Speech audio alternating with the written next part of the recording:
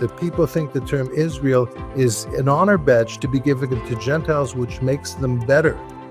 Gentiles are just fine. God made the world 99% Gentiles. And he says, I love Gentiles. I want them to be saved. But they don't get saved at the expense of identity theft from the Jews.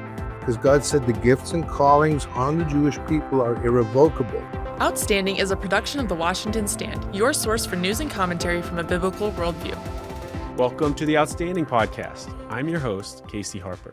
On this show, we dive into politics, culture, and spirituality from a biblical perspective. Today, we're talking about Israel, Gaza, and the U.S., and how Christians should think about these topics.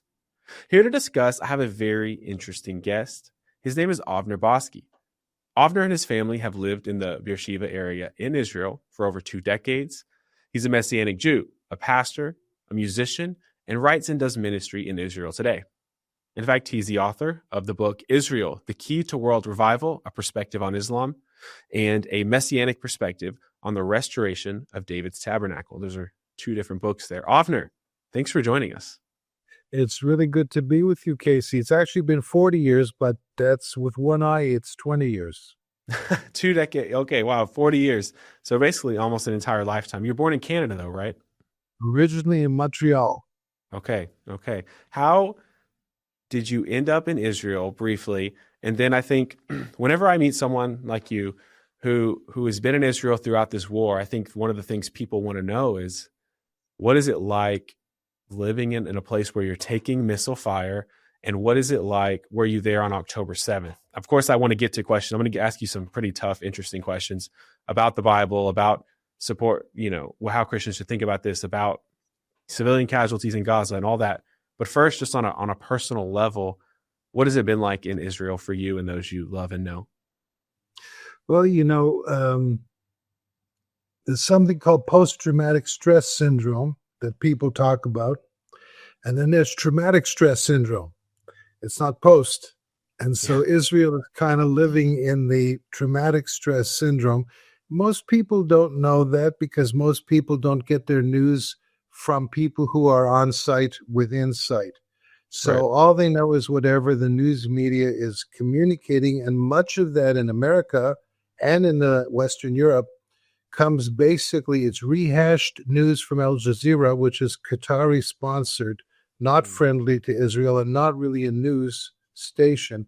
And then the Western media like NBC, ABC, CBS pick it up and communicate that as if that's the news. So for us, where we live, we've had attacks from Hamas over the past at least 10 years, maybe more, where this is before the Gaza war and before the Hamas attack in 2023 on October 7th, where they would be firing rockets at us called Qassam rockets, and we'd have 62 seconds from the alarm to get into our shelters. And that's, again, it's part of the concept where they're coming from. They have a perspective that most Westerners either don't know or don't take seriously, because they're coming from a jihadi perspective, which is Quranic and Hadith as well, where they believe that it's a religious requirement and a religious mitzvah, a religious benefit to them to attack the Jewish people and to kill them. And so we've had to deal with that for years. I've been in the Army many years ago. My sons have all been in the Army. And so we're a little more aware of the challenges. Some people say that Israel has 9/11 every day, to give you a kind of a perspective. It's interesting you brought up the jihad element of this, because one of the most common arguments that's being, spoken online and even at the UN, I think the Turkish president said something to this effect, that Hamas is they're basically freedom fighters. The argument is that they're political actors, they're revolutionaries, they're not jihadists. I'm pretty sympathetic to on hearing out some of the criticisms. I want to be a reasonable person and not just lockstep believe, whatever is pro-Israel. But that one I couldn't really take too seriously. If you know the history on this and how jihadist Muslims think about conquest and how you can't give back land once it's been taken for Islam. Can you explain that and talk about this idea that Hamas They're actually just, the same as the boys who threw the Boston Tea Party. Sure. Well, again, most people don't know anything. Like in America, they say America is 5,000 miles wide and 2 inches thick. And what that means is a lot of people think, hey, if we're secular, if we're tolerant, that means the rest of the world is secular and tolerant. And when you run up to 9/11, America should have had a kind of a real awakening. Who is our enemy? What are they trying to do? And the concept that all religions are the same, we don't believe any of it anyway, is the perspective that often comes. So as far as Turkey, that's just a flat-out lie, and that's nothing new. Turkey has been, along with Qatar, the main supporters of the jihad forces in the Middle East, including the Taliban, including HTS, which is al-Julani's forces, including Hamas. Hamas's headquarters are in Qatar and in Turkey. And Hamas is very, very clear. They have a charter. And the charter, which was written around 1988, says they believe in jihad. This is the goal of every Muslim. They're a branch of the Muslim Brotherhood, which is its main headquarters is in Qatar next to the U.S. CENTCOM El Udeid Air Force Base. So, yeah, it's just not true. And anyone who does any little bit of research on Google can see that Erdogan is lying through his teeth. America has a problem with Turkey because they're a NATO country, but they want to destroy Israel. Yeah. And America has nuclear bombs in Turkey that Erdogan has threatened if America doesn't stand with what Turkey wants, they're going to seize those nuclear bombs, places like in Incirlik and other places. So, yeah, it's a problem. It's a lie, but most people don't know. Hamas is not a social welfare group. It was founded in 1987-88 with the goal of destroying Israel. And they say we basically agree with what the Quran and the Hadith teach about these things. Every true Muslim who believes the Muslim source documents, both in the Quran and the oral tradition, the Hadith, believe in jihad. It's called the sixth pillar of Islam. So if people don't know about that, then they say, oh, well, you must know. I don't know. I don't speak Arabic. But all you need to do is the minimum of research on Hamas under Wikipedia, and you'll see exactly what Hamas believes. It's a jihadi terror organization. Yes. It's been an interesting, kind of failed American experiment to assume that, Middle Eastern Muslims are just as heartless and doubting, unbelieving as many secularized professors and college campuses or something. I mean, that was kind of the reasoning behind this idea that if we built, a few dozen schools in Iraq and Afghanistan, we could transform the culture in a decade. And it's just kind of a silly thing. And we could westernize it. We actually saw the same thing with China, where if we thought if we gave them a little bit of, economic success, that they would suddenly become a Western Christian democracy. And of course, that hasn't happened. So that's an interesting point. But I'm interested you brought up Turkey because obviously I'm from a U.S. perspective, and I also want to ask you from a little bit of a younger audience perspective in a moment. But the U.S. is balancing these different interests because, of course, the reason Turkey is in NATO and is so important is because of its proximity to Russia and the fears of Russian aggression. And so we're balancing this fear of Russia, which is very high in the U.S. right now, and it's sort of costing us on the Israel front. And then the Middle East, I mean, President Trump just met with all these Arab leaders, and he told them that he's not going to let Israel annex the West Bank or Judea and Samaria. And there's a concern that we're just totally alienating U.S. allies like Qatar and others. How do you think about that, and how do Israelis think about the relationship to the U.S. And their expectation that we're going to remain faithful allies? There's an old joke. It's a little off color, but I'm not going to say any off color words. A man goes into a bar, sees a woman sitting on a bar stool and says, "Would you sleep with me for $1 million?" She says, "Yeah, I think so." He says, "Okay, how about for 20?" And she says, "What do you think I am?" And he says, "Well, I already have discovered who you are. We're just arguing about the price." Right. So I think the issue here with Qatar being an ally, Qatar is not an ally. Qatar has a lot of money. Qatar is supporting the destruction of America through its support of the Muslim Brotherhood, which has their main base in Qatar. Okay, they have a lot of money, which they've been freely using as soft power to influence Americans. I'm not going to mention names, but they're in both sides of the aisle politically, and they're the biggest contributor to American universities, provided that then they could set the agenda and the description of what is going on in the Middle East. So, yeah, that's kind of where we are in terms of Qatar. Turkey was once a friend of America when Russia was a threat in that area. But now Turkey is buying Russian anti-aircraft missiles and is very much working with China and Russia to frustrate American influence in the Middle East.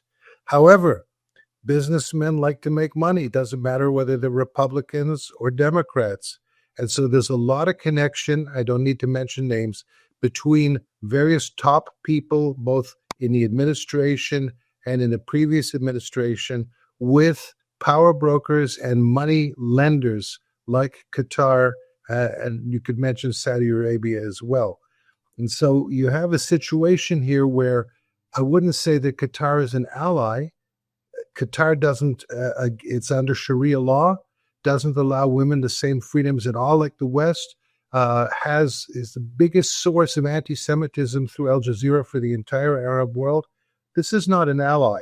This is like Stalin worked with America in World War II, but Stalin was not a supporter of America.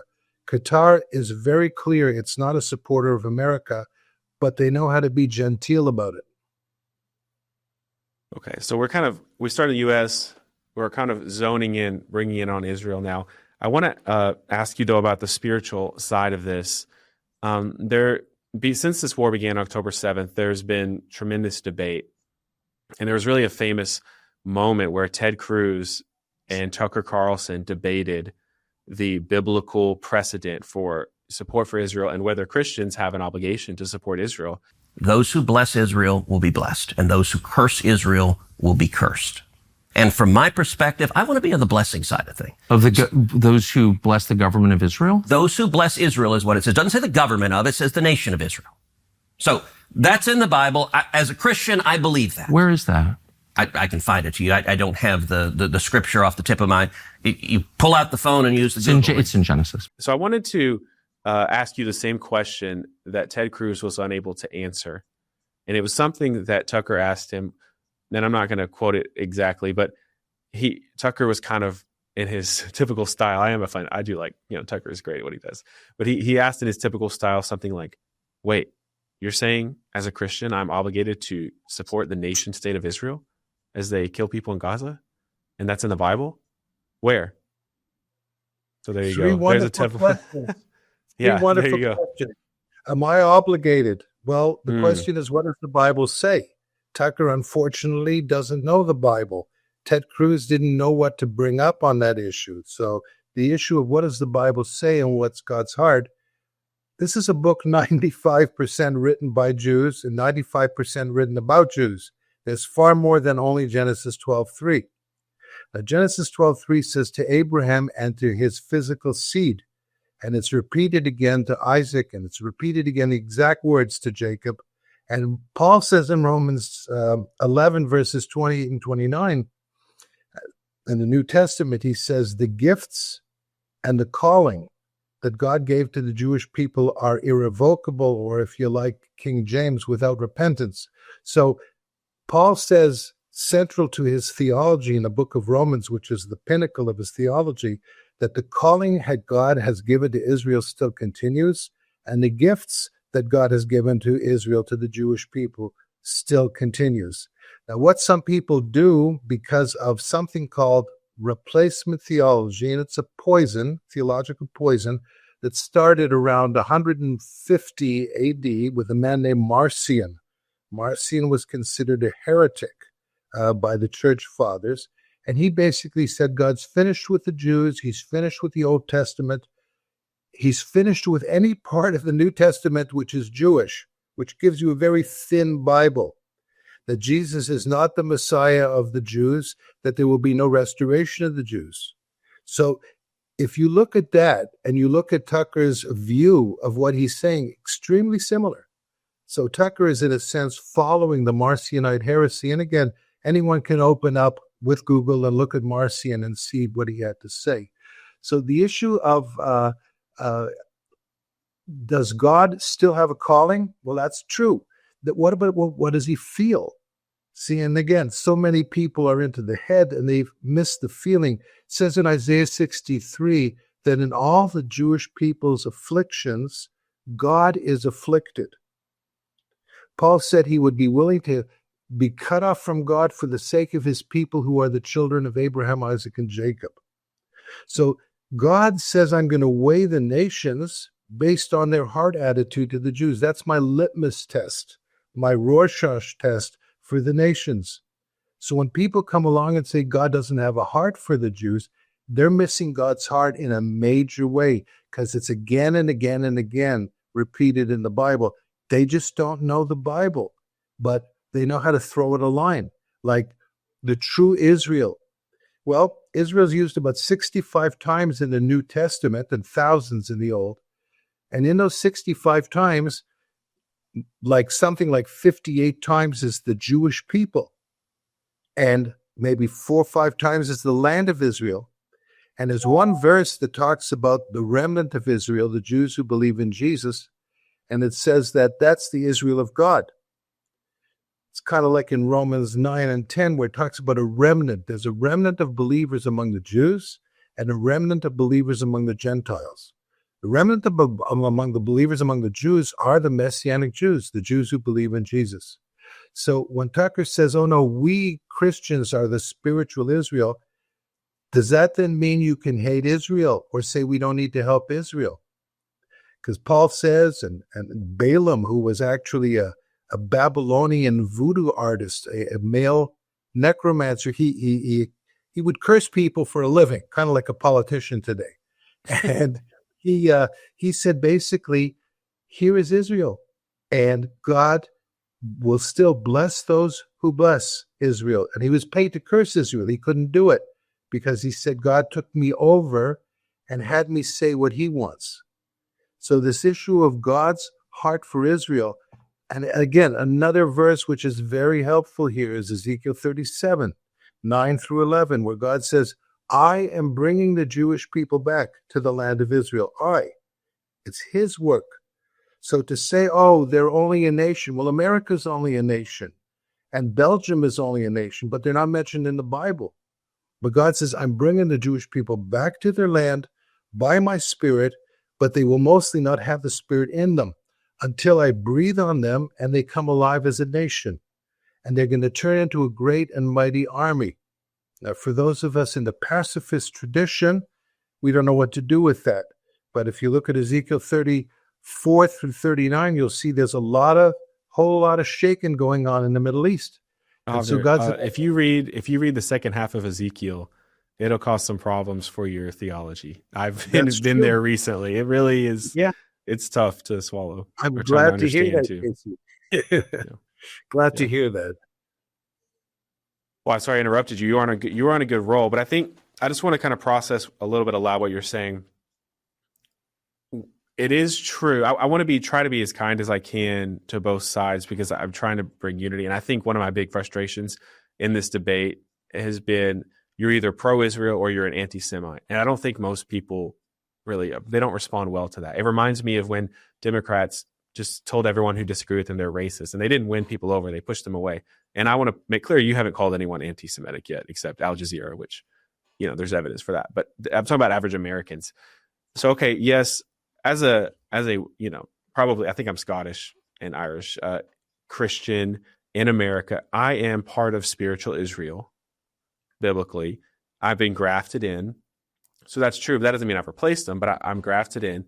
And I do know that Paul says that there will be a hardening of heart for the Jews for a time so that the fullness of the Gentiles can come in, which to me is almost a proof text that God does have an end times plan for the Jews, because as long he's waiting. I mean, there's an end times plan there that it's not just okay, Jews are done, now it's time for Gentiles. It's Jews are temporarily hardened as Gentiles come in unto a fulfillment of God's promises for Israel. But making that connection to the modern state of Israel is I think where a lot of people struggle, because they can say, well, yeah, the Jews generally are God's people. There's Jews here in DC, Jews up in New York, there's Jews in Miami, all over the country. And we can say that God has some plan for them, and then one day there'll be a harvest among the Jews. I'm just processing. And then, of course, it is a miracle, probably the biggest miracle of all of history, that the Jewish state was reestablished after so much time. I mean, I think that's probably the best evidence for God's end time plan for the Jews, and that replacement theology really breaks down, is because it is incalculably implausible and impossible that the Jewish people would somehow retake Israel after the diaspora. I mean, I think that's the craziest thing ever, and clearly God's hand was in that. So I'm giving you my verbal processing, not organized thoughts, and saying, okay, I'm seeing some of these pieces here, but how do we get to Bibi Netanyahu from there, from that spiritual place to Netanyahu or something like that? It's kind of like, how do we get to Trump? Yeah. Well, there's a double standard sometimes that any nation can get to their own leadership, but Israel can't. And what it has to do with is saying Israel has been taken out of history. They don't exist anymore. They had a past role. They'll have an end times role, but they don't exist today. And that's an anti-Semitic view of history, and that's what most people have. And it comes from the Roman perspective as well, that they're the big conquerors, Roman Empire. God said, I'm sending the Jewish people out, says in Jeremiah 30, and I'm going to bring them back the same way I sent them out. He says, it's impossible for me to remove my covenant and connection with the Jewish people. He said, the only way you can do that in Jeremiah 31 through 33 is stop the wind from moving, stop the waves from moving, measure the extent of the universe. Only then would I turn against Israel for all they have done. So in all this perspective of God having a past and a future but no present, that is actually an anti-Jewish perspective, which goes against what the Bible teaches. And that's where most of Christianity is today. Now, if God's going to bring the Jewish people back, as he says in Ezekiel 37, without the Spirit, who's doing it? Who's bringing them to that land? It's God. What does he say about that land? He says, I've promised it to them. And he says in Ezekiel 32 through 36 that there's going to be some people coming along with malice of heart who are going to claim that nation for themselves. And I'm going to be against them because that's for the Jewish people alone. Now, if one doesn't believe God's promises and doesn't believe that he loves the Jewish people, there's a sense, he must be angry with them. He hates them. And he really likes Gentiles better. This is what Origen said a long time ago, that God really loves Gentile worship more than Jewish worship. So, and let me challenge something. You talked about you being spiritual Israel. The Bible never calls believers spiritual Israel. It says those Jews who believe in Jesus are spiritual Israel, and those Gentiles who believe in Jesus are spiritual Gentiles. But this concept of saying Israel is like a scout's badge, an honor badge given to Gentiles, that's not biblical. You won't find it anywhere in the scriptures. But it's part of replacement theology, which is so deep that people think the term Israel is an honor badge to be given to Gentiles, which makes them better. Gentiles are just fine. God made the world 99% Gentiles. And he says, I love Gentiles. I want them to be saved.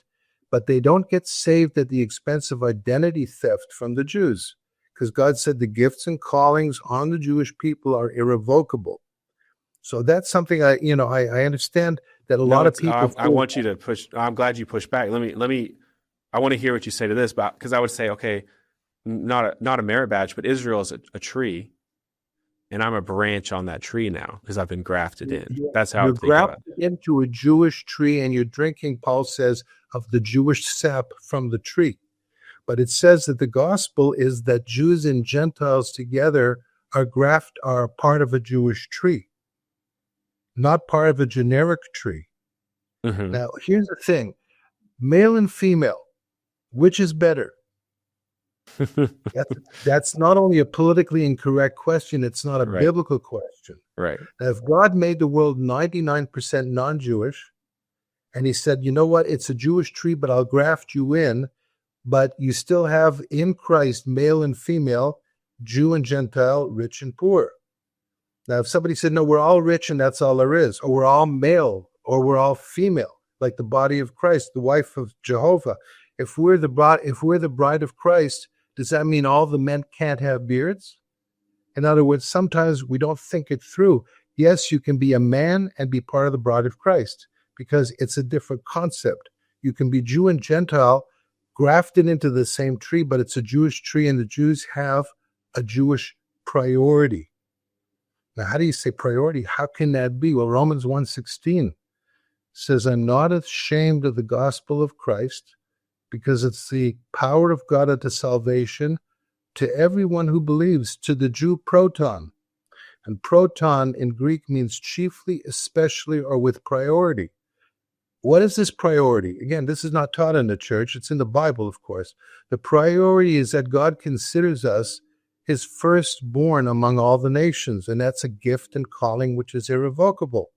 If people could just get this one point that God does not violate his promises and he does not change his ardent love for the Jewish people, it becomes a political question like, why should I recognize the nation of Israel as a modern nation?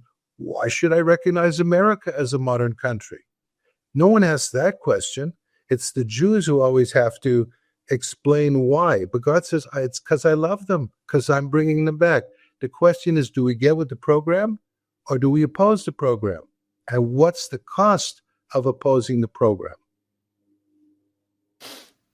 I'm interested in I think the translation I've often heard is first to the Jew, then to the Gentile. And But for, the Greek Paul, says proton. The Yeah, Greek says yeah. proton. right. And if you look it up, it means with priority, chiefly, or especially.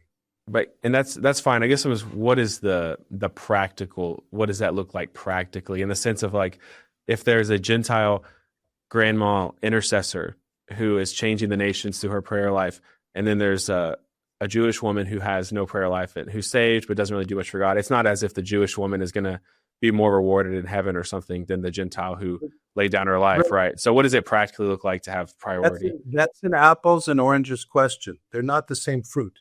What you're saying is, how can God love the Jewish people even if they don't believe, or many of them? I do. There's many thousands, tens of thousands of Jews who do believe.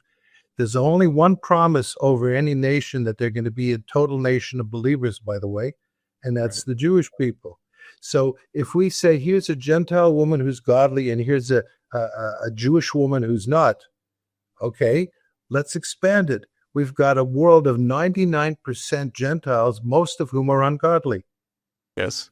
Then we have Jewish people also who are mostly ungodly. Mhm. Which is better? The answer is neither. So what is the point? God has a calling on a people. What's grace? Ultimately, we come back to the question of grace. Grace is unmerited favor. Now, can God have unmerited favor on us when we believe in him? Of course we can. He does. Can he have unmerited favor on the Jews when we are still not a nation believing? And he says, I'm bringing you back to your land. There'll be enemies. I will help you defeat your enemies. I will establish you on your own land. The nation takes over the hills and says, no, these hills, the West Bank, are ours. And God says, no, they're not. And I'm going to judge the nations for trying to take those hills. And then the world comes along and says, I don't believe the Bible. I don't believe God's covenants. And I don't like Jews. So there you go. So it's God versus the nations. And that's what we see in the end of days. Most churches don't teach that anymore because they're into personal healing. And maybe not even that. I believe in personal healing. The Lord's been very gracious to me. But it's not either or. It's not, some Gentile believers versus some non-Jewish, some Jewish who are non-believers. It's, what does God say his heart is for the world and specifically for his people? Most people don't start there or end there because they're not working with the Word of God. We need to come back to that. Well, I mean, yeah, most people are not reading Ezekiel, Avner.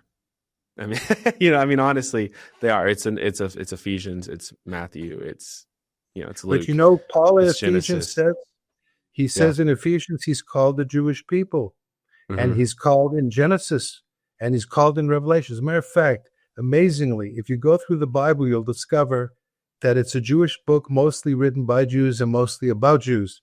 And when it's taught today, it's mostly taught as a devotional for personal encouragement to the nations. But God says, I don't like identity theft. And that's what we've been doing in the name of, as it were, Orthodox theology for a long time. And so it's good that we're talking about these issues. Yeah, I keep coming back thinking of Revelation 21 when the New Jerusalem comes down. And the New Jerusalem has how many gates? 12 for the 12 tribes. 12, And then 12 tribes of Rome? Israel. There you the go. 12 And- tribes of evangelicalism, actually. Yeah. Yes. See, what God says, I don't want you to ever forget the Jewish people in eternity. I think that's like probably, to me, one of the strongest points in favor of the people who have your understanding is that the New Jerusalem at the very end comes down and the 12 gates to heaven are named, Benjamin and Judah. And I won't expose how many tribes I don't know, but that to me, that is from beginning to end. It's a Jewish city. And of course, the 12 apostles are the 12 foundation stones, 12 Jewish men. So isn't it so interesting that from Genesis 12, where you get the beginning with Abraham, until the very end of Revelation, the Jewish people are front and center. But in the way we teach the Bible, they have a past and a future, maybe, but no present. Yeah. I think the reason people don't teach it is there's kind of like okay, so what? What is the so what? Therefore, if I totally agree, it's a Jewish book for primarily about the Jews, and the New Jerusalem is what, when I'm ministering to some 18-year-old guy in my church who's having some struggle, it feels like, okay, what is that relevance to him? Or as we do our politics here, it's hard to know what is the practical application besides what it's been historically in America, which is we support Israel's right to exist, and we generally support what Israel wants to do. And we kind of check that Israel box, and then we focus on growing spiritually and planting churches. Well, again, I would say there's certain evangelicals who have supported Israel, but a lot of them have not. And I would say that, again, this is probably a question that people should ask God about. Why in heaven's name has he said Israel is a priority? I want the Gentiles to understand it. I want the Gentiles to bless Israel. It says the gospel is supposed to go first with priority to the Jewish people. Why is he doing that? So rather than saying it doesn't make sense to me, it's kind of like Jonah saying, I don't want to go to Nineveh. But if God's saying, hey, I want you to focus on the Jews, it's important to my heart. They're close to me. They're the apple of my eye. I see the world through them, and how the world treats them is how I'm going to bless or judge the world. It starts off in Genesis 12:3, which Ted and Tucker were working on. But they don't understand it's not an appendix. It's the heart. And most Christians today don't understand that it's the heart of God and the heart of the Bible. And so they're looking for well, it doesn't make sense to me. Well, the gospel doesn't make sense to me. Does that change the validity of the gospel? Of course not. So we need to ask ourselves, how come we haven't focused on what the Bible is teaching? Because it's all over there. It's not one verse or one chapter. It's everywhere. And the fact that people don't know it and don't see it indicates a darkness.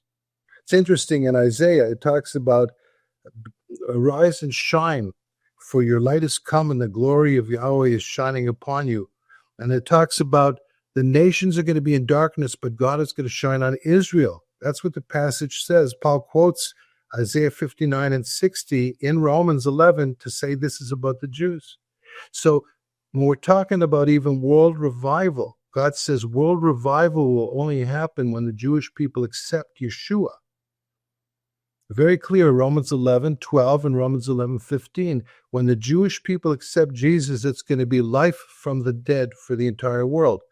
If I were Satan, I would try to get the church totally focused not on Israel and developing anti-Semitism within the Christian church. And that's exactly what's happened. And so the issues we're touching on, it's not like anti-Semitism is a curse name. Anti-Semitism is kind of where most of the world is happening right now. We see the rise of anti-Semitism in the States and in Europe. Okay, it's been funded by Qatari funds for years. People have been talking about this for years, and now it explodes. How could it be one day after October 7th, when the worst murder, rape, kidnapping, and torture of the Jewish people since the Holocaust, that immediately on October 8th in New York, including Mamdani, who's running for mayor, began coming out against Israel and saying, Israel's terrible, they deserve it, we don't support them. These are not biblically informed people. These are people who are biblically described as being enemies. Mm-hmm. And well, I think I think there's a spiritual. I think you're right, and there's a spiritual element driving, like a demonic element driving some of the opposition to Israel, and it is a sort of anti-Semitic demonic agenda, and you see that with how many condemnations Israel has suffered from the UN compared to every other nation. The UN's kind of obsessed with Israel. It's like a bad breakup or something. The UN cannot get over Israel, and they hate them so much.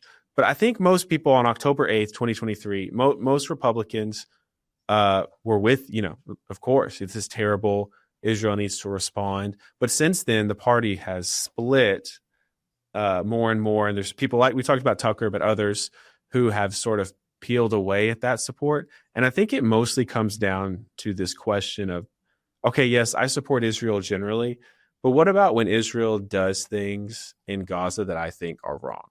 And how do we know? How do we know that Israel's doing things in Gaza which are wrong? Because we get our news from the main media, which gets it from Al Jazeera. And Al Jazeera basically gives Hamas's talking points.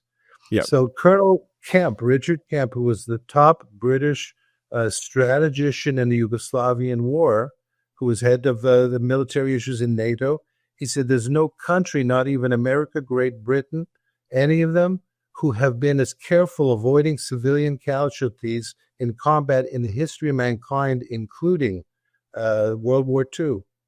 In World War II, there was no discussion of how many people in Dresden and Leipzig and Berlin don't agree with Hitler when the mass bombings were happening. The same thing is going on. Hamas was voted in by over 80% of people. In all the surveys done in the West Bank and Gaza today, Hamas would win overwhelmingly. Hamas calls for genocide and jihad, but part of their strategy is gaslighting. They say, oh, no, we're not the ones committing genocide. We're not the ones starving the prisoners.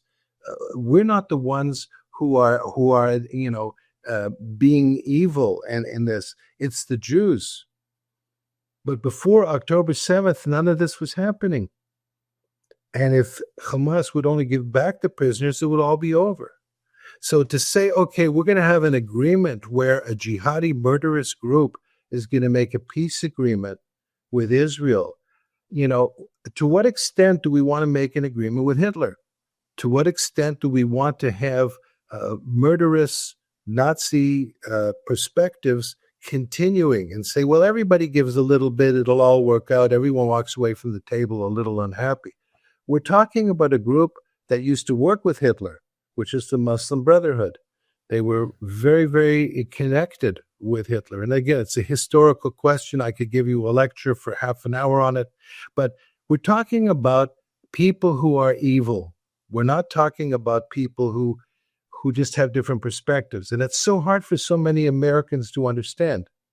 The only people who are evil are the big orange man. He's evil, or who knows what.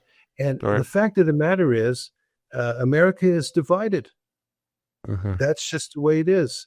But Israel is fighting back for its own survival. And people are saying, well, you're doing this and you're doing that.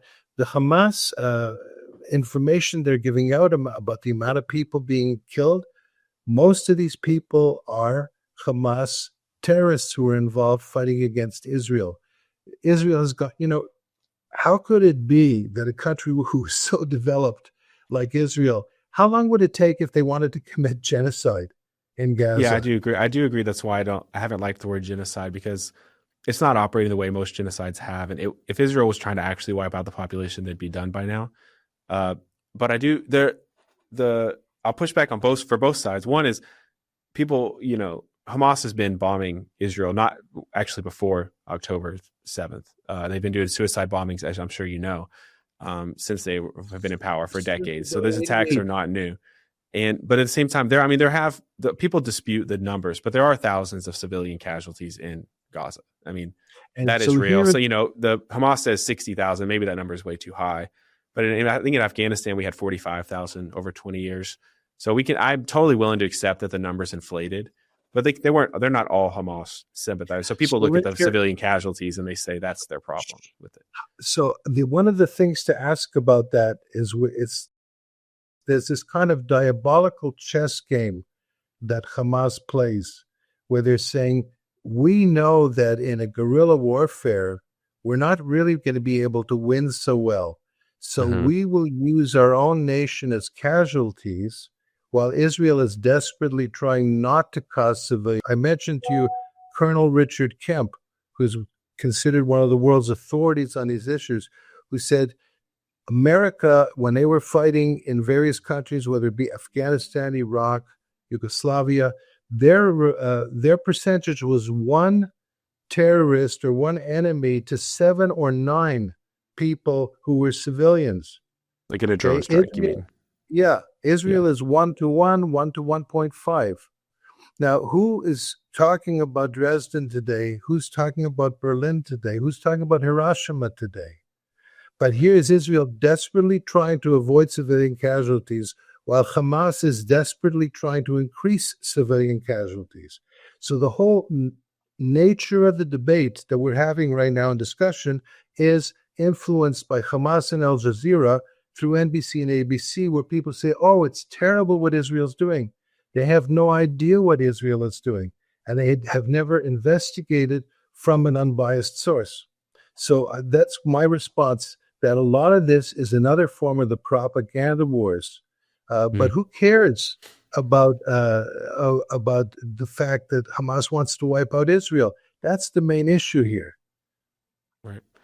Avner, I think I've been a little unfair to you. I've thrown you all these questions from different angles great. It's great. hard, tough ones, but we are basically out of time here. But I want to give you the last word.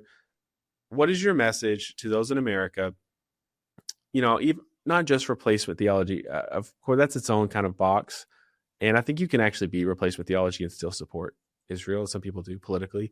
You don't have to get into all that. But there's millions of people on the right who supported Israel 5 years ago, generally, but have begun to question it and even feel moral qualms about it. And I don't think you can, solve all that in a 90-second closing statement. But I just want to give you a chance to kind of put a bow on everything you've been saying here to wrap us up. I appreciate it, Casey. I think it's really important to have a solid foundation, and I believe that our foundation has to be based on the Word of God. And I think the Word of God is extremely clear about all these issues in terms of both God's heart for Israel, his strategy for Israel, his abiding love and calling on Israel, his return of Israel to the land.